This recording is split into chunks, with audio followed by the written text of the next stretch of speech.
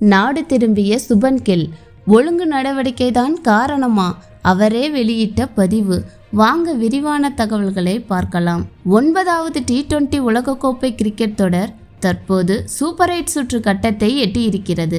இந்த தொடர் முழுவதும் தற்போது வெஸ்ட் இண்டீஸ் மைதானங்களில் நடைபெற இருக்கின்றன. இந்த சுற்றுக்கு அமெரிக்கா, இந்தியா, ஆப்கானிஸ்தான், வங்கதேசம், இங்கிலாந்து, ஆஸ்திரேலியா, ஸ்காட்லாந்து மற்றும் தென்னாப்பிரிக்கா ஆகிய அணிகள் தகுதி பெற்றுள்ளன. இது குறித்து வெளிவந்துள்ள தகவலின்படி சுபன் கில் தனது சொந்த வேலைகளையும் வணிக ரீதியான வேலைகளையும் அமெரிக்காவில் பார்த்து வந்ததாகவும், இந்திய அணியினரோடு இணையாததால் ஒழுங்கு நடவடிக்கை தான் காரணமாக இவரை இந்தியா அனுப்ப முடிவு செய்யப்பட்டுள்ளதாகவும் தகவல்கள் வெளியாகியது.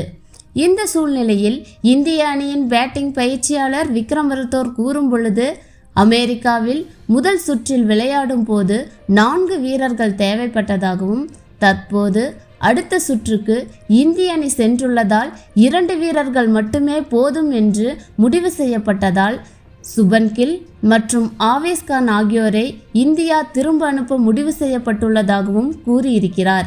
இது குறித்து விளக்கம் அளித்து இருந்தாலும் இது எந்த அளவிற்கு உண்மை என்பது தெரியவில்லை.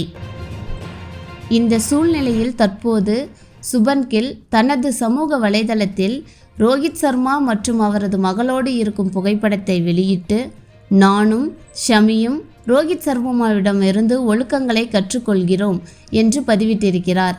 ஒழுங்கு நடவடிக்கை காரணமாகவே கில் இந்தியா திருப்ப அனுப்பப்படுகிறார் என்ற தகவல் வெளியான நிலையில் இவரின் இப்படி ஒரு பதிவு தற்போது சர்ச்சையை தூண்டியுள்ளது.